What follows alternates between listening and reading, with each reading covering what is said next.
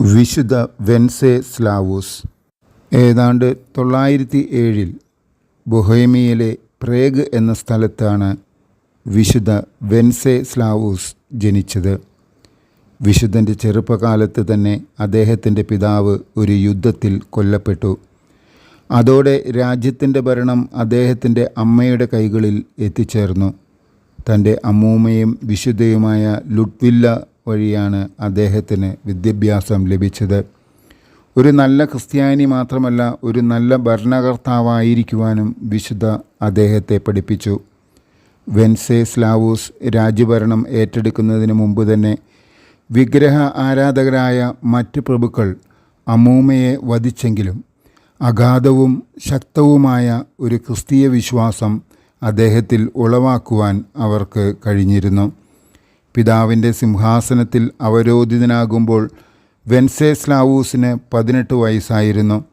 മറ്റുള്ളവരുടെ ശക്തമായ എതിർപ്പിനെ വകവയ്ക്കാതെ അദ്ദേഹം സഭയുമായി ഒത്തുചേർന്ന് ധാരാളം വിഗ്രഹ ആരാധകരെ ക്രിസ്തീയ വിശ്വാസത്തിലേക്ക് കൂട്ടിക്കൊണ്ടുവന്നു.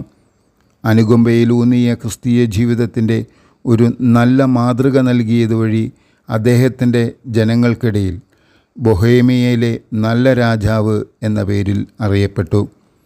തൻ്റെ ജീവിതകാലം മുഴുവനും കറപുരളാത്ത ഒരു ജീവിതം നയിക്കുവാൻ അദ്ദേഹത്തിന് സാധിച്ചു.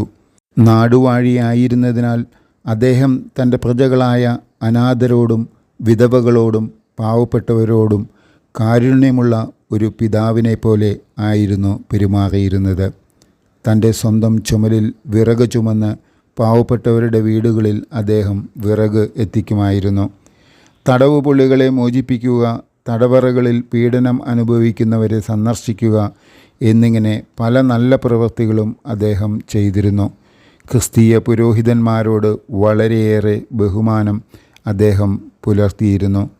എന്നാൽ വിശുദ്ധൻ്റെ സഹോദരനായ ബൊലെസ്ലാവൂസ് വിഗ്രഹ ആരാധകനായി മാറി.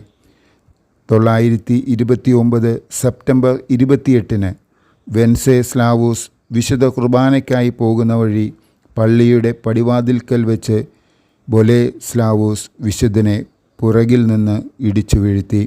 മരിക്കുന്നതിന് മുമ്പ് വിശുദ്ധൻ തൻ്റെ സഹോദരൻ്റെ ആത്മാവിനോട് കരുണ കാണിക്കുവാൻ ദൈവത്തോട് പ്രാർത്ഥിച്ചു.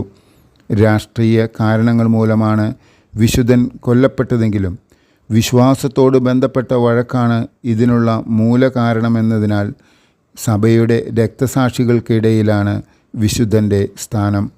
തൻ്റെ 22ാമത്തെ വയസ്സിൽ വധിക്കപ്പെട്ട ഈ രാജാവ് ചെക്ക് റിപ്പബ്ലിക്കിൻ്റെ ദേശീയ നായകനും മധ്യസ്ഥനുമാണ്. സ്ലാവ് ജനതകൾക്കിടയിൽ നിന്നും നാമകരണം ചെയ്യപ്പെട്ട ആദ്യ വിശുദ്ധൻ കൂടിയാണ് വെൻസെസ്ലാവൂസ്.